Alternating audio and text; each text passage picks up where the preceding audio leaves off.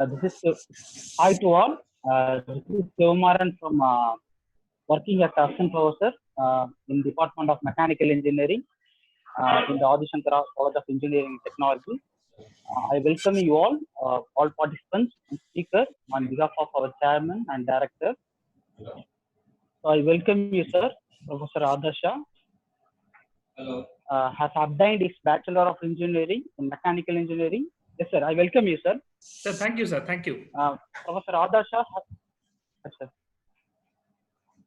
Yes, sir. Dr. Adarsha has obtained his Bachelor of Engineering in Mechanical Engineering from Visvaraya Technology University in the year 2006 and Master of Science from prestigious University of Michigan, USA in the year of 2009.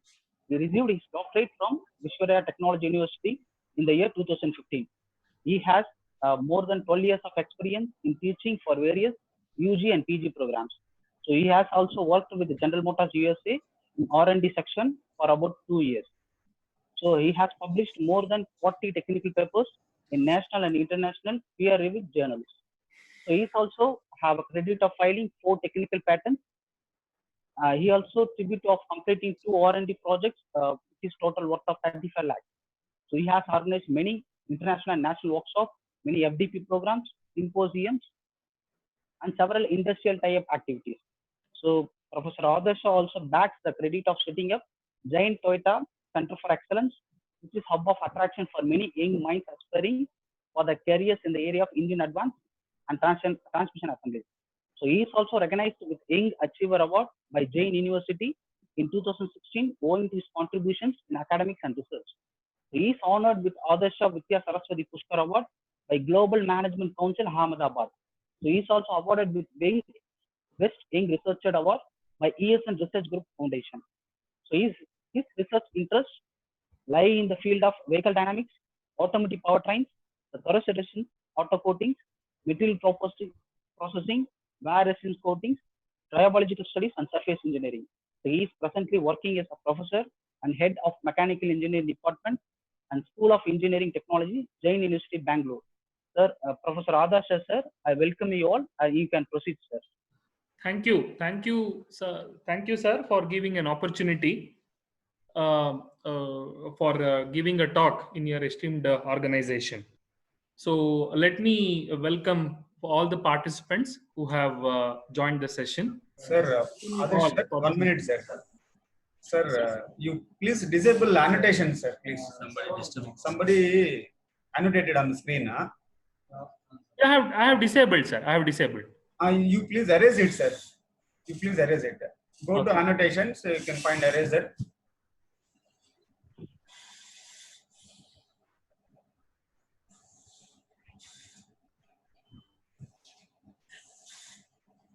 Is it visible, sir?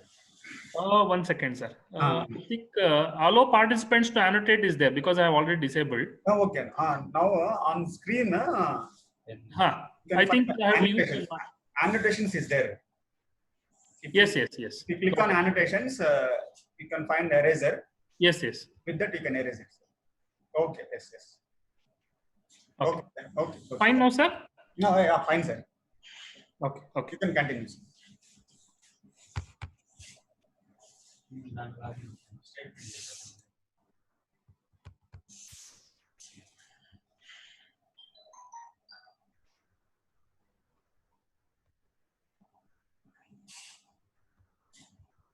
Okay.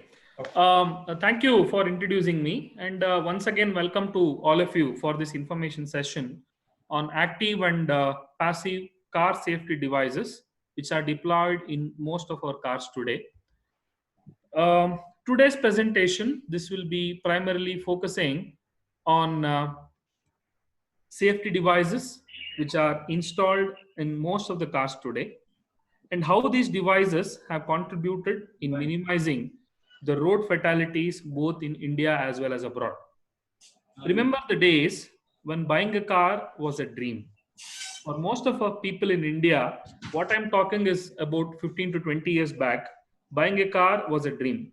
But that dream has become a reality because of a lot more advances and researches in the field of automobile engineering. But a lot of factors still plug into before we finalize the model and make of buying the car that we want. My subsequent slides here will talk about safety devices and their working principles, which are most commonly used in most of our day-to-day activities.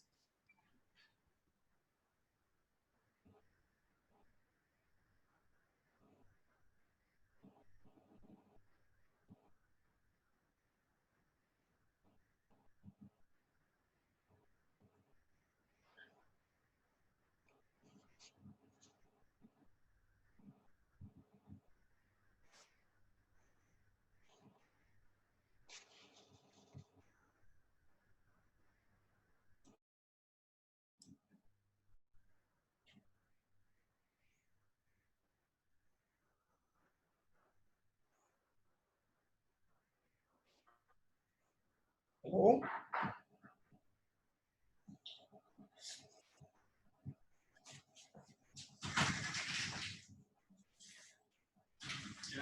Sir, Adarsh sir, please unmute it, sir. Has muted me. Yeah. Fine, sir. Okay, sir. Carry on. Sorry, I think it got disconnected. Yeah.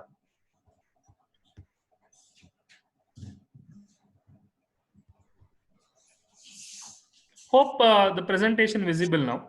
Yeah. Okay. Yes, sir. It's visible. Yeah, I was trying to explain that the presentation today will be focusing purely on the safety devices which are installed in most of the cars in both in India as well as in abroad. And the presentation will be primarily on what are all the safety devices and how to choose the best car when we plan for buying the cars today. So in the recent years, cars have become an integral part. So I think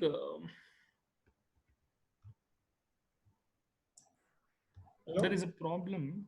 No, sir. It's audible Really? now. You can continue. No. What's happening is, okay. Yeah. Okay. So a car is basically a wheeled vehicle which is used for transportation. Most of the cars that we see today, they run primarily on roads, and they have a capacity to carry between 4 to 6 passengers. And when I say a car, if somebody is asked a question, what is a car? It becomes very difficult for most of us to say what exactly is a car.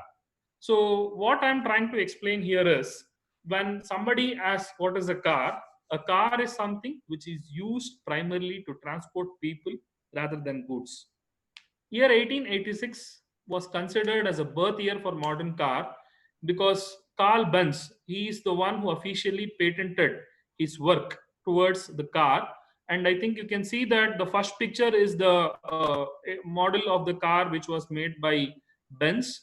It is called as a motor wagon. It was in 1886. The patented one is also put over there. So basically, when I say this car was actually still on the pictures, and it was only on the diagrams. So Ford started making cars for the general public, and it started giving the alphabets from A to T when it started manufacturing. And all these alphabets, which were like Model A, Model B, which were designated by Ford, they couldn't become a reality. Only when Model T came, then it became more popular. And hence, the picture, whatever I put there, it is the model from Ford, which was available for common public in 1908. And slowly, once Ford started making this available for common people, the people started using the cars. But it took a while for other parts of the world, especially in the Western Europe, to have cars a reality. Then, so we are talking only about car. Then when we say automobile, what exactly is the difference? If we need to understand what is an automobile is a broad area under which car is one subcategory. So cars are basically a subcategory of automobiles, but automobile includes trucks, buses, two-wheelers, rickshaws, off-road vehicles, so on and so forth. And when I say automobile, I can split the automobile into two important parts. One is called auto, the other one is mobile. So auto means on its own, mobile is something which moves on its own. So anything which moves on its own is called as an automobile. But what we need to understand, the car what we are seeing today or what we are using is a combination of lot of reformations which has happened over years of together from 1900 so far. A small video gives a clear picture on how exactly cars have evolved from 1900 until today.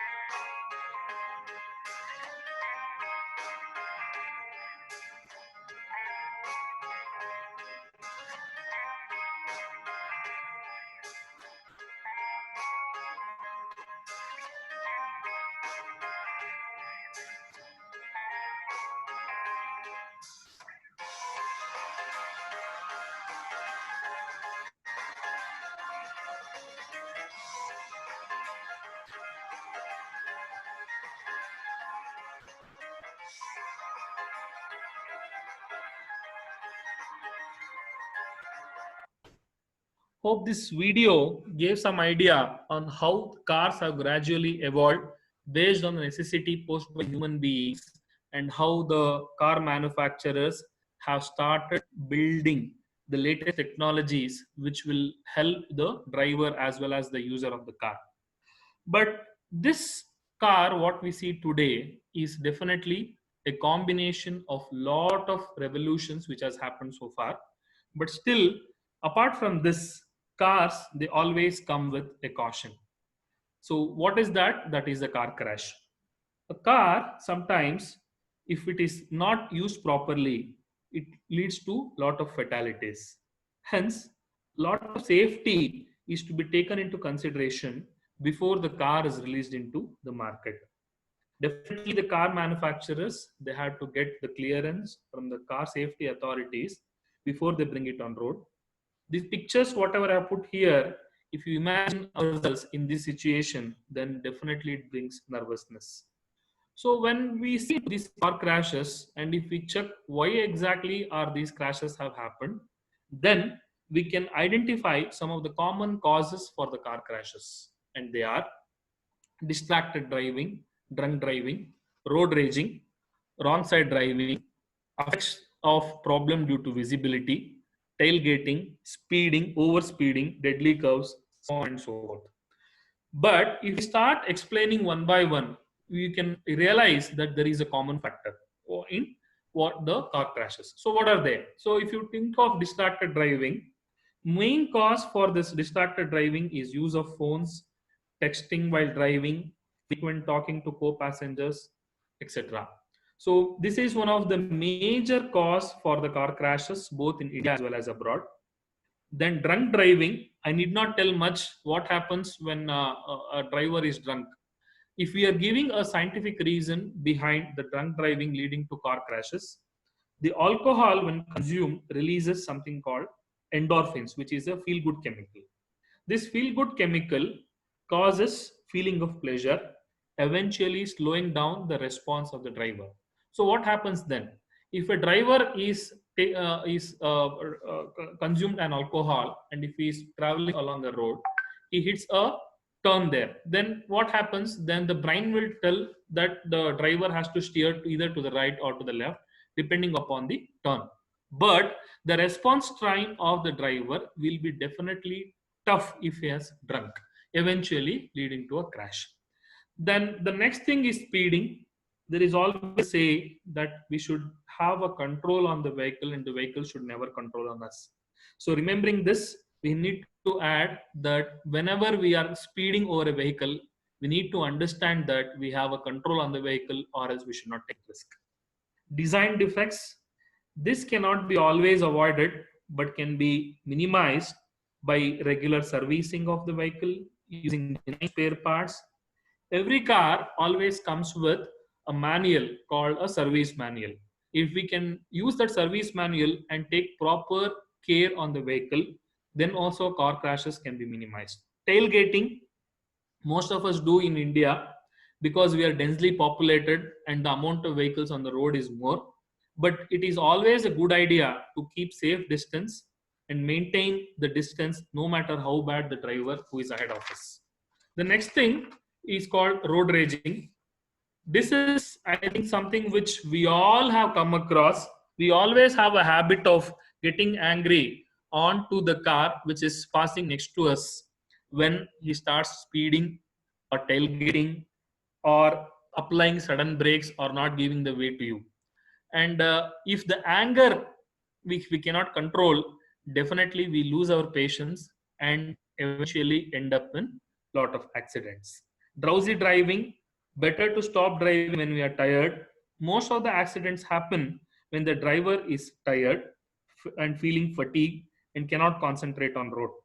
So drivers lay by stopping driving during peak sleep hours, that is morning between 2 to 4. They are all some of the welcoming steps in order to avoid crashes because of the fatigue. Next thing is fog. Definitely fog is a major concern.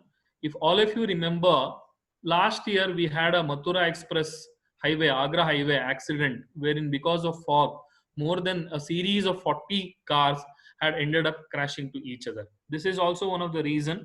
So visibility is also one of the major factor leading to fatalities and accidents.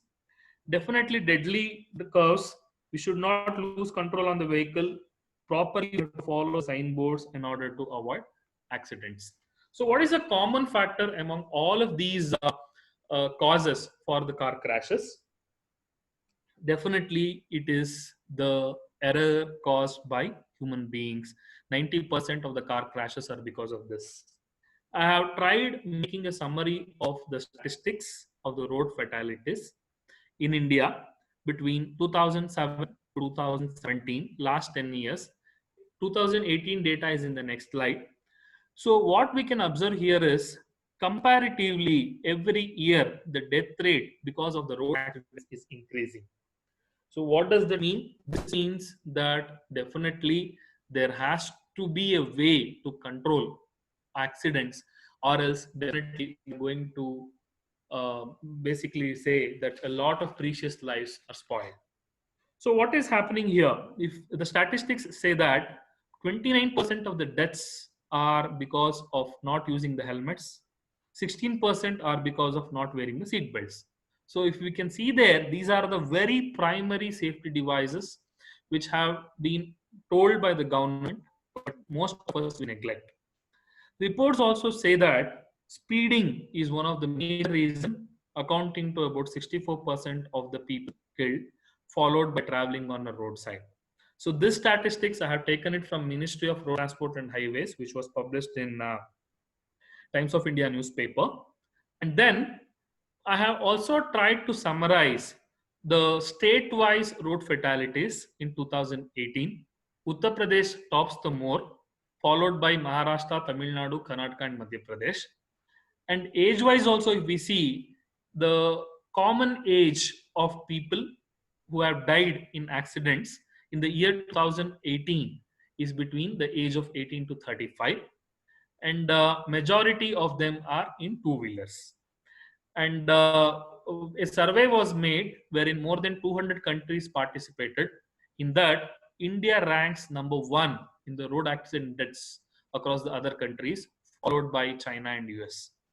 And about 11% of the deaths in road accidents in 2018 is primarily reported from India.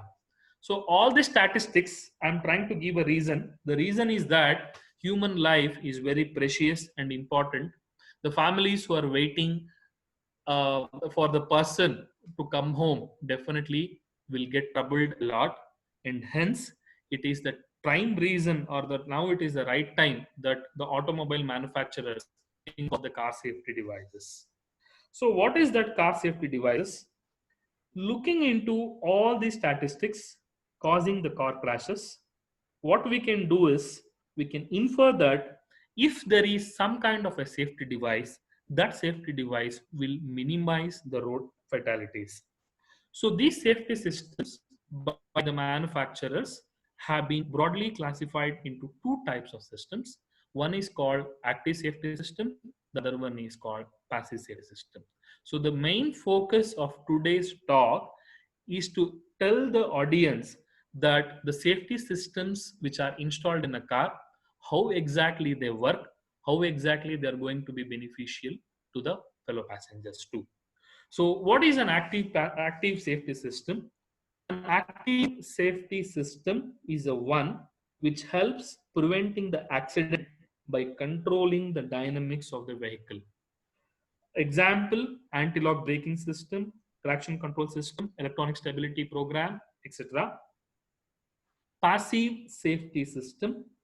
These are the ones which help in mitigating the consequences of the accident. A wonderful example for a passive safety system is a seat belt, which we most commonly neglect, followed by airbag and then crumple zone, etc.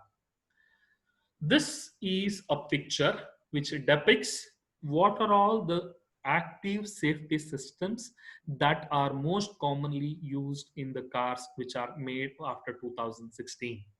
So what is an active safety system? This is the one which constantly monitors the performance and surroundings of a vehicle, also prevents the accidents from happening altogether, or actively help the driver to reduce the impact. The active safety system also mitigates the accident impact, followed by some of the passive safety systems which will take care of the crashes. So I have tried listing out, you can see anti-lock braking system, electronic stability control, autonomous emergency braking, lane departure warning system. These are the ones which definitely help in minimizing the accidents. Then let us see what is a passive safety system. These are the ones which protect the occupant of a vehicle and other road users if a crash occurs. They also reduce impact of an accident or the level of injury, followed by mitigating the consequences of the accident during and after impact. So the picture only is very clear. You can see an airbag which is open, protecting the passenger sitting there. Seat belt which is holding the person on their position, and a deformation zone which will help, which will take all the impact loads so that the force of the accident or the force in which the opposite car or the vehicle hits the person will not directly have an effect on the human being. What is the importance of this vehicle safety systems? This vehicle safety technology has become a priority today. All these new technologies are getting integrated in vehicles at a very rapid pace. Some of the examples I have put here. The first picture, if you can see in the mirror, there is an indication to the driver stating that there is a car at the blind spot. I think it can be visible. Then the second photo beneath this is an indication for driver which talks about the cross traffic alert. The third picture is a frontal and radar based collision avoidance system which will help the driver or warn the driver before the collision happens. I've tried to put some picture here. All these safety devices, whatever I'm trying to tell now, they were all offered as luxury devices in the cars for almost of the D segment or C segment cars, but steadily they have been employed in most of the cars today. So what are all the common safety devices? As I've already explained, seat belt, airbag, which are the passive safety systems, anti-lock braking system, electronic stability control, lane change detection, crash control system. These are the ones which are active safety system. So the ones which will help to stop the crash is called as an active safety system. The ones which will minimize the impact of accident is called as a passive safety system. So it will be difficult to explain everything. One or two of these active and passive safety systems which are used in automobiles, how exactly they work, I have presented in the next slide. This is an anti-lock braking system. So what an anti-lock braking system will do, this is a very vital safety feature in most of the cars today. Function of this anti-lock braking system is to reduce locking of wheel, thereby reducing the stopping distance, increasing the area of contact of the wheel with the road surface, allowing the vehicle to be steered in a right direction. There are two pictures which I have put there. The first picture is the one of the car which is traveling along with an ABS system. Picture 2 is the one without ABS. As soon as the vehicle or the driver sees an obstruction, he will immediately apply a brake. So what happens there? As soon as the brakes are applied, the problem is that the wheels lock up. Thereby, the vehicle starts to skid. So the driver will not get a proper stability on the vehicle, and obviously he loses control on the vehicle, and the vehicle cannot be steered in the direction he wants, and he hits the obstruction. A vehicle with an ABS, which is on the upper slide there, or on the upper picture there in the slide, it has got fitted with ABS. An ABS will have a wheel speed sensor. That wheel speed sensor will detect what is the speed, sends the signal to the brake. Thereby, the one with the ABS will, to avoid the skidding, almost 20 times a second, the braking force will be applied. So what happens? There will be like constant apply, release, this kind of a mechanism onto the car. Thereby, steering will be easy, skidding will not happen. Thereby, the vehicle can move. To make sure that how exactly this anti-lock braking system works, I have come up with a video which will help in understanding how this works. During emergency braking or on slippery surfaces, a driver may apply braking force that is greater than the tire's capacity for grip. If this happens, the wheels can lock up, causing the vehicle to skid out of control. By preventing this lockup, the vehicle stops sooner and remains under the driver's control. The anti-lock braking system, or ABS, provides this assistance. So how does it work? Sensors on each wheel constantly measure their rotational speed. The ABS control module samples this data continually, comparing the rotational speed of each wheel. If one or more wheels is rotating slower than the others, a condition that will bring the wheel to lock, the system takes action. It instructs the brake master cylinder to direct brake force away from the locking wheel, so it releases and regains traction. As the wheel begins to turn again, braking force is momentarily reapplied. This process is repeated up to 20 times a second and causes the characteristic pulsing feel through the brake pedal. As a result, the driver's intended brake force is applied without locking up and skidding, allowing the driver to maintain steering control while braking, meaning that stopping distances may also be reduced. The vehicle on the left has ABS. The vehicle on the right does not. Both vehicles are traveling at 100 kilometers per hour. Let's simulate an emergency braking situation and see what happens. Both drivers apply their brakes at the same time and with the same force. But the vehicle with ABS maintains control while braking and is able to steer around the obstacle. ABS helps the driver avoid accidents by preventing lockup and loss of traction. This allows the driver to maintain steering control during heavy braking and may help to reduce stopping distance. Picture speaks better than words, and especially even if the picture is in the form of a video, it will be more easy for everyone to understand. That was my whole idea, just to make the live demonstration of how exactly an ABS is going to work. The next important safety device which I would like to show you is a collision warning system. The function of this collision warning system is primarily to reduce the severity of the collision. The pictures have been put over here. So what exactly it does? The first picture, if you can see there, the vehicle is little far from the obstruction there.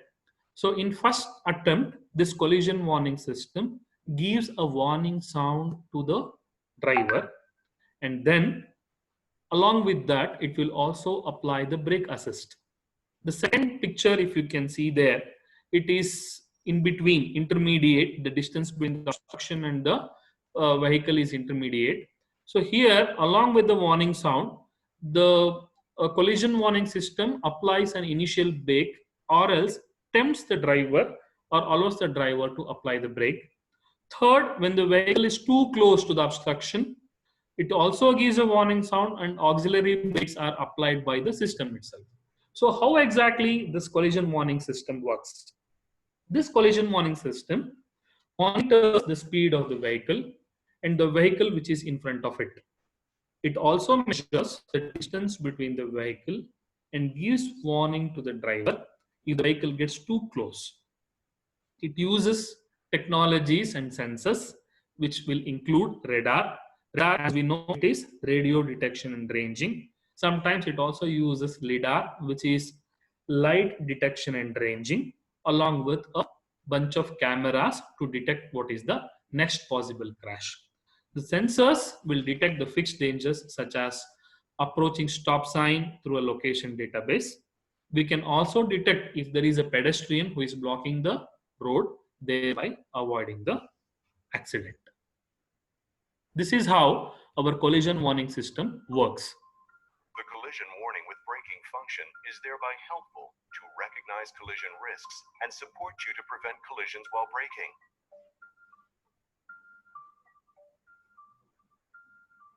Sensors in the front bumper and a video camera monitor traffic in front of your vehicle.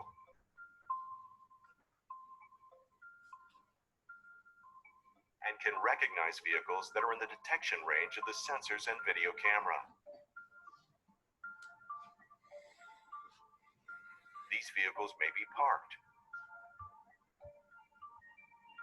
or moving.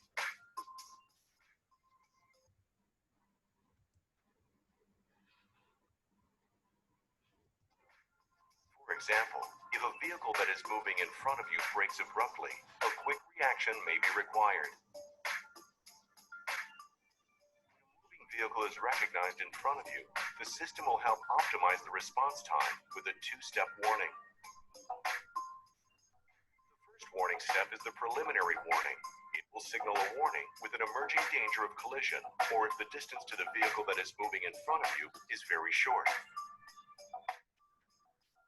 Warning is given by displaying a corresponding symbol on the instrument panel. At the same time, the brake system will be made ready for a possible full application of the brake. The second warning step is the acute warning in the event of an imminent danger of collision. The symbol on the instrument panel will begin to flash, and an audible warning signal will sound at the same time. In addition, your vehicle will brake slightly automatically to initiate the braking procedure, which you will be able to then finish yourself and intuitively to a full application of the brake. The system thereby supports your own responses to traffic and thereby makes driving safer every time.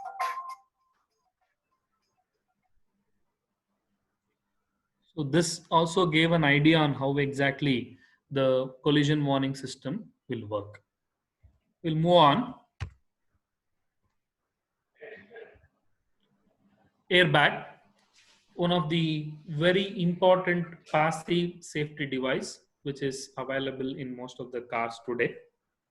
So what is an airbag? We all wonder whenever the salesperson, when we go to the showroom, and he says that the vehicle has got 6 airbags, and when we see the car crashes, we always wonder how these airbags will come out from such a small area, small space. So let us try to understand what exactly is an airbag and how exactly this airbag will work. So airbag is basically, it's an inflatable cushion designed to protect automobile occupants from serious injuries in case of a collision. Sometimes it is called ACRS, called air cushion restraint system. But most commonly, most of the Indian cars, what we have, it is called as an SRS airbag. If you see in your cars today, if you go back and check either on your steering wheel or onto your dashboard, it will be written SRS airbag, not just an airbag. So what does an SRS airbag stand for? An SRS airbag stands for supplemental restraint system. That means this is designed to supplement the protection offered by the seat belt. So what exactly are the components of this airbag? This will have an airbag module followed by a crash sensor, a monitoring unit or a ECU unit, a steering wheel connection coil. So how exactly all these things work together? Initially, whenever there is a crash that happens, the crash sensor senses the impact. ECU sends the signal. This signal will go into the inflator assembly. The signal in turn ignites an igniting agent called sodium nitride. A nitrogen gas will come out, and this will fill the airbag which is present. Thereby, the entire airbag will inflate, and this will burst out of the place where it has been kept, and it protects the passenger. There are two pictures, one showing before deployment, one showing after deployment. If you can see there, you will have a crash sensor there, followed by an inflator and an airbag. So as soon as the crash sensor senses the crash, then the sodium nitride propellant, a solid propellant, this activates, thereby nitrogen gas gets released, then the airbag bursts out of the place and comes out. All of this will happen in 50 milliseconds. The occupants will not even get to know. By the time they get to know that they have met with an accident, the airbag will open up. Thereby, it will support or it will take care of the safety of the passenger. The bottom pictures there has got the airbags which are opened. One is a frontal airbag, the other one is a side airbag. So we need support from both the sides. Then only the safety of the occupant is taken care of. The next thing is the seat belt. Like the reason why I have kept this seat belt at the last slide is, at the last of the safety device is that we all know that we have to use a seat belt just to avoid the cops fine. We use seat belt, but definitely the advantages of using the seat belt is a lot. This is one of the most neglected safety device. Perhaps many people, they don't even ensure that the periodic check of a seat belt has to be done. The airbag will work only when the seat belt is used. So what these seat belts will do, seat belts eventually they restrict the passenger from getting ejected out of the seat. So thereby, what will happen? This will avoid in fatalities. Picture speaks better than words. The first picture, if you observe, because the passengers or the people who are present in the car, because they have not used the seat belt, they have been ejected or thrown out of their seat. Thereby, they collide with the fellow passengers, or even with the roof, or even might be even with the dashboard, or also on the windshield, eventually keeping their life into risk. So we all need to understand that how exactly this seat belt is going to help the passenger.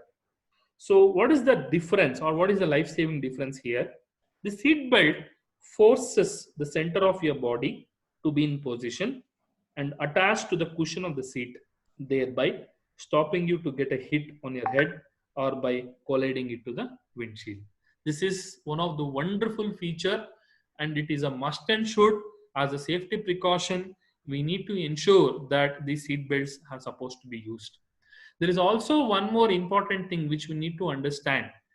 We all have learned from our physics when we are studying a +1 or +2 that the inertia forces tendency of the body to be in rest or in motion when even the actual body is brought into rest. Same thing happens in cars. As soon as the collision happens, what exactly happens is the car will be in rest, but the body tends to be in motion. If seat belts are there, definitely seat belt will put an opposite force and ensure that you are safely put up in your place. How many types of seat belts are there? What we are seeing in our car today is a 3-point seat belt. It is a Y-shaped arrangement which contains a lap belt as well as a sash belt.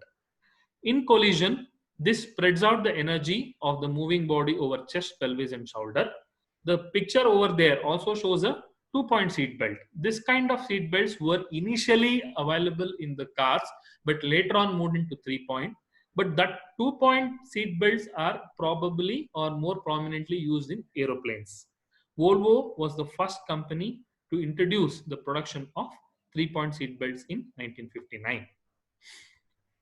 I'm trying to show a picture here which gives some idea on what exactly happens when you are in that position. If you are driving the car and if there is a tall bus or a big bus in front of you, then what happens? Madam. Yes, sir. మీకు నేను ఒక 4 pin numbers పంపించాను పిల్లలవి. What, sir? 4 పిల్లలవి మీకు roll numbers పంపించాను, ఇప్పుడు message పెట్టాను. హలో, వాళ్ళది ఫీజు చూసి ఏమున్నాయి కొంచెం చెప్తారా నాకు? అంటే వాళ్ళు 10th క్లాస్ మార్క్స్ మెమో కావాలంటున్నారు జాబ్ జాయిన్ అవ్వడానికి. మీరు ఫీడ్ చూసుకొని నాకు చెప్తే నేను అది కట్టించేస్తా, లేదంటే మనం ఇచ్చుకోండి. Okay madam. sir, can I proceed? Hello. Hello, sir. Sir, can I proceed? Some voice was coming, some disturbance was coming at the back. I can proceed, sir. Okay, sir. Okay. Then what I'm trying to show in the pictures here is this. There is a big bus which is behind a car. What is happening to the driver? Driver will not be able to recognize what is there in front of him. Then the next picture shows the factor of fog. What are the effect of fog and rain? Definitely whenever there is a fog or during the rainy season, definitely the visibility of the driver is affected. Case number 3, the next picture there is a car which is moving ahead of a tunnel. It will be tough even for the driver to analyze what is ahead after the tunnel, as the straight because the site of the tunnel after the curve is restricted to the driver. So what am I trying to say here? Definitely in all these scenarios, visibility of the driver is affected, and definitely any amount of caution which is posed by the driver also, definitely it is not going to be of use. So what is one such solution which the automobile engineers could think was, how if the automobiles can start talking to each other? Definitely if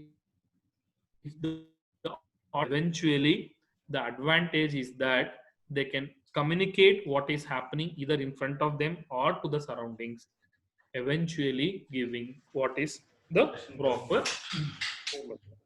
Now, how exactly the cars can talk to each other? Definitely cars can talk to each other with a technology called vehicle to vehicle communication. Here the exchange of signal between the vehicles will happen for speed of the vehicle, location of the vehicle, and as well as the direction. So this technology allows the vehicles to broadcast and receive messages up to 10 times per second for creating a 360-degree awareness of the vehicles in its proximity. So how exactly this vehicle to vehicle communication works? If you can see in the picture here, there are 4 different communications which are happening. First communication is called V2V, which is vehicle to vehicle, exchange of information between the vehicles.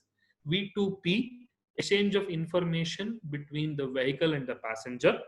Next is exchange of information between the vehicle and the infrastructure, called V2I. The last one is V2X, which is exchange of information between the vehicle and everything which can communicate. So how exactly this vehicle to vehicle communication or the talking car concept started?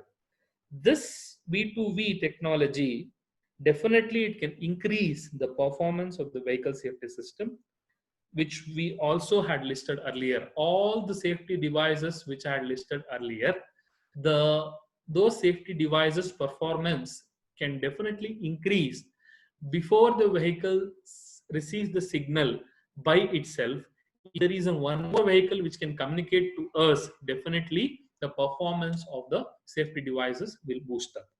About 6.5 million police reported crashes in 2018, resulting to about 37,000 fatalities and 2.7 million injuries. This was one of the main reasons for automobile manufacturers to come out with a new idea called connecting vehicles together for enhanced performance and activities.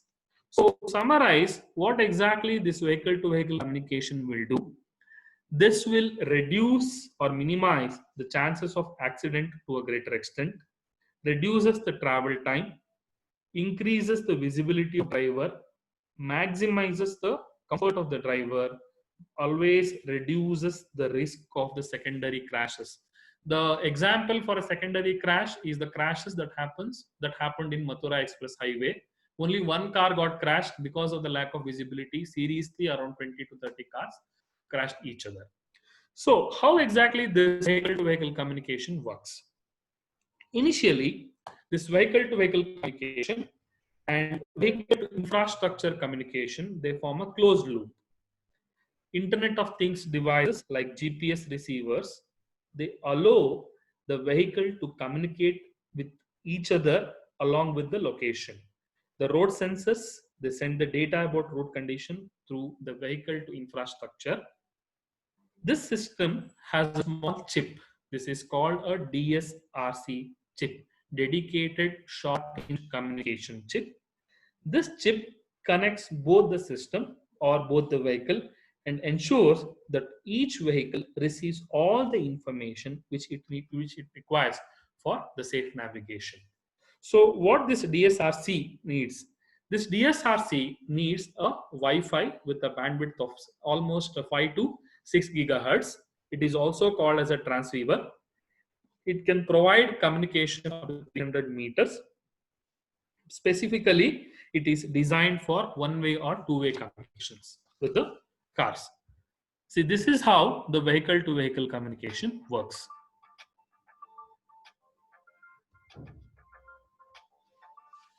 Imagine a future where vehicles are able to communicate with each other. This vehicle-to-vehicle, or V2V technology, would provide drivers with crucial information when they need it and provide them with a warning of a potential crash. V2V provides drivers with 360-degree awareness of similarly equipped vehicles within a range of approximately 300 meters, or 984 feet. This secure system keeps personal information anonymous and does not track your vehicle. Drivers will receive warnings that inform them of potential hazards through a visual display, seat vibration, or tone. These are only warnings. The driver remains in control of the vehicle at all times. These warnings can help drivers respond quickly to avoid potential crashes. For example, the Intersection Movement Assist application warns drivers when it's unsafe to enter an intersection. The Do Not Pass application warns drivers when it is not safe to pass a slower moving vehicle. The Emergency Electronic Brake Light application notifies the driver when an out-of-sight vehicle several cars ahead is braking. The Blind Spot Warning application allows drivers to virtually see what's happening in his or her blind spot. These are just a few of the apps that may be available to help prevent car crashes in the near future. So how does V2V work? V2V uses a wireless protocol similar to Wi-Fi called Dedicated Short Range Communications, or DSRC for short. When DSRC is combined with GPS technology, the result is a low-cost V2V communication system that provides a 360-degree view of similarly equipped vehicles within communication range. Transmitted messages common to all vehicles include current GPS position, vehicle speed, acceleration, and heading, vehicle control information such as the transmission state, brake status, and steering wheel angle, as well as the vehicle's path history and path prediction. V2V does not include current advanced technologies such as navigation, internet access, assistance services, rear view cameras, and other advanced technologies. Now it's your turn. Are you ready for V2V technology in your next vehicle? V2V technology is yet to be a reality, still in the development stages. But definitely with an advantage, there will be some drawbacks too. So what is those drawbacks of this V2V technology? Since V2V is connected through internet, the data would be prone to hacking. Hackers can get the access to the vehicle and they can take control on the vehicle by themselves. Privacy of the owners and users of the vehicles are a major concern because there would be a lot of information which we are transmitting through the GRC. Thereby, the location of vehicle, where exactly the vehicle is going, everything can be tracked.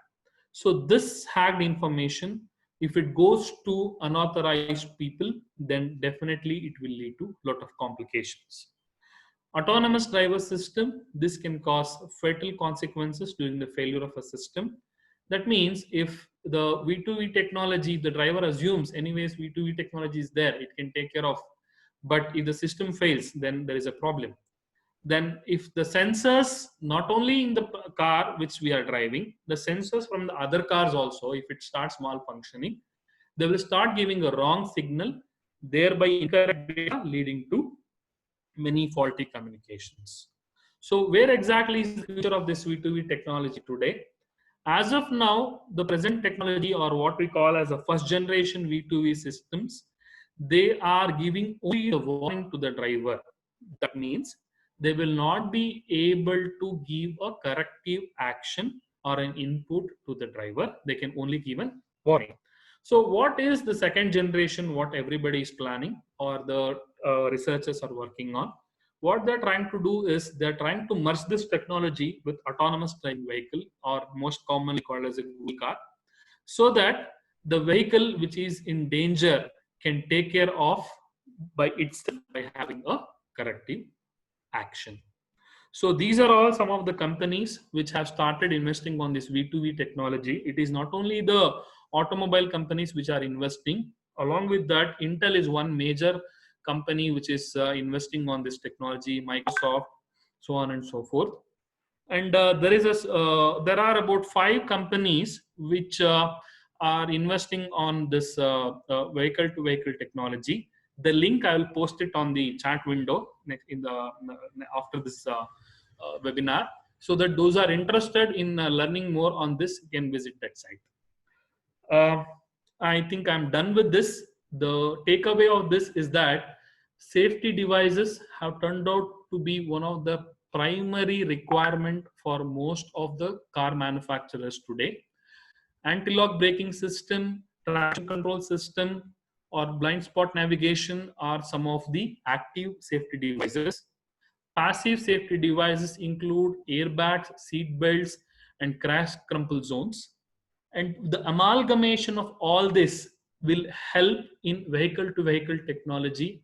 The cars can talk to each other. If the technology comes into a reality, definitely it eases the views of the drivers in the market. Thank you. Thank you so much. If there are any questions, I'm ready to take it now.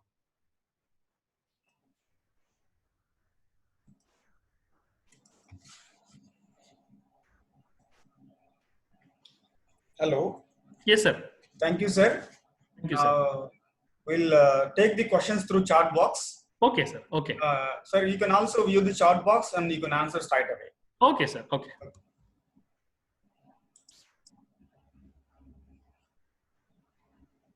Now I request all the participants to post your questions in the chat box so that others sir will answer your questions.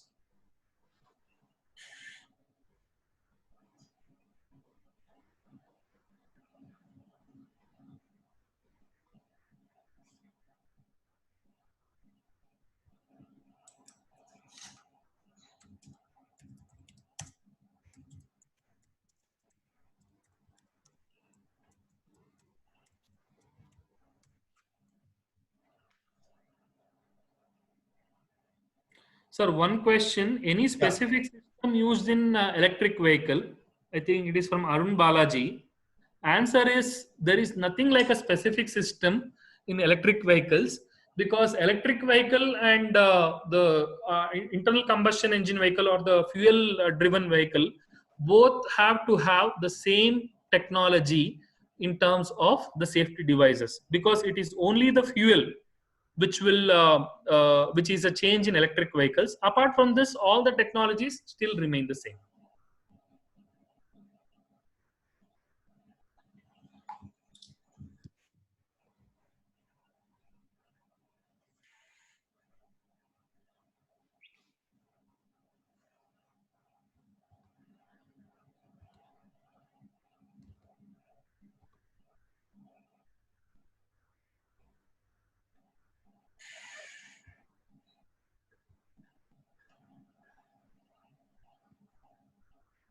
Sir, one more question is there. Please look into that.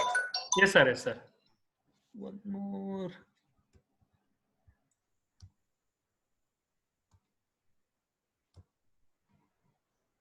Any specific system that I answered? Sir, I think there aren't any. One question is there, sir. Sir, what will happen when collision comes under out of control?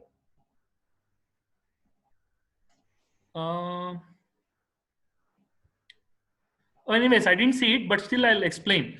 Yeah. Sir, actually, the collision control system or the collision warning system works this way. I said there are three stages.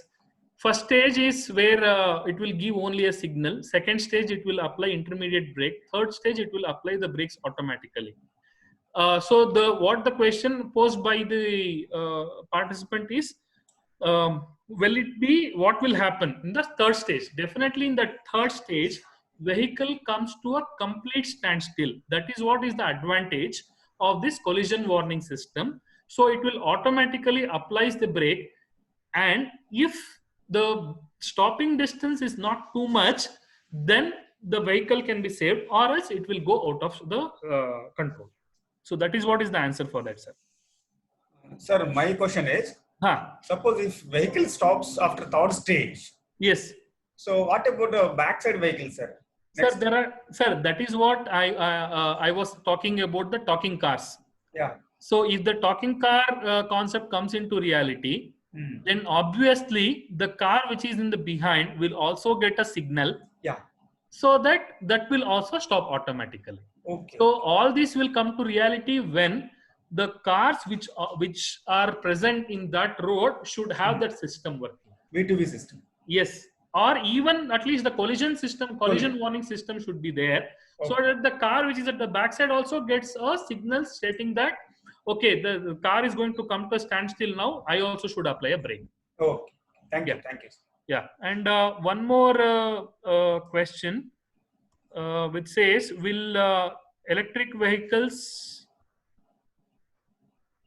efficiency level and is it low price vehicle?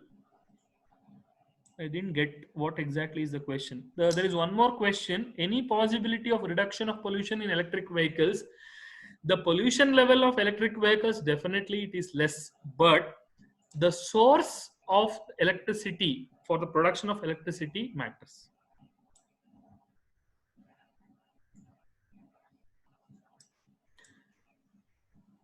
And one more question, efficiency level, and is it a low price? Safety always comes with a little amount of extra expenses.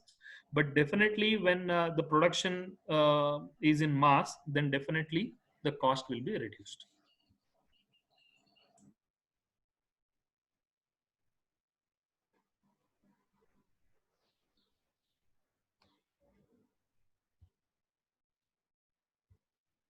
Is it safe using LPG fuel connected vehicle? Liquid petroleum gas definitely poses a danger if it is not utilized properly. These days, there are a lot of aftermarket devices which have been fit into. Definitely, liquid petroleum gas is definitely is an alternate source of fuel for the common cars today. If used with care, definitely there won't be much of a problems.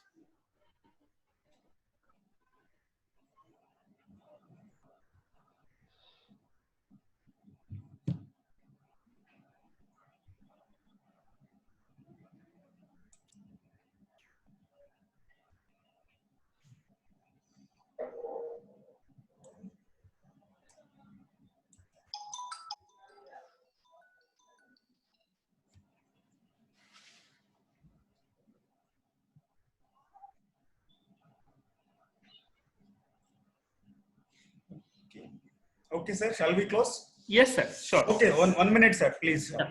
Now, Michael, sir. Yes, yes. Yeah. Now I request Dr. Michael Joseph Stalin, the HOD of Mechanical Engineering, to share his vote of thanks. So, good morning, one and all. Actually, as head of the department, it's my great privilege to propose vote of thanks for this great occasion. On behalf of management, director sir, principal sir, and on my behalf, I extend my hearty thanks to our honorable chief guest of the today function, Dr. Harsha, is a professor and head School of Mechanical Engineering, Joint University, for his wonderful lecture on the active and passive car safety system and overview. Actually, really, this is a wonderful session. Sir is explained about what are the safety system and what are the advanced technology in the automobiles is explained very well. I think all the participants really enjoyed for the session. Really, at the head of the department and behalf of all the participants, I would like thanks to our chief guest of the today function. Thank you, sir. Then I may like to express my sincere gratitude our honorable chairman Vengi Pinjalayar sir. Then our young and dynamic director Dr. Mohan sir. Then our beloved principal sir, and behalf of all the head of the department, their continuous support and motivation to conduct such type of wonderful program in our campus. Thank you, sir. And also wish to my sincere thanks to our technical team for their entire support to organize such a wonderful program, especially our CSE HOD, Mr. Varaprasad sir, and Sarma sir, and Dr. Emmanuel sir, for their wonderful support to organize such type of wonderful program in our college. So thank you, sir. Finally, I would like to thank to all the participants. So even though their busy schedule, they are come to join with us to listening and participating this wonderful event. So thank you all the participants. So once again, I thank you to all. Thank you so much, sir. It's an honor for me to be to give a talk in your esteemed institution. Thank you so much for inviting.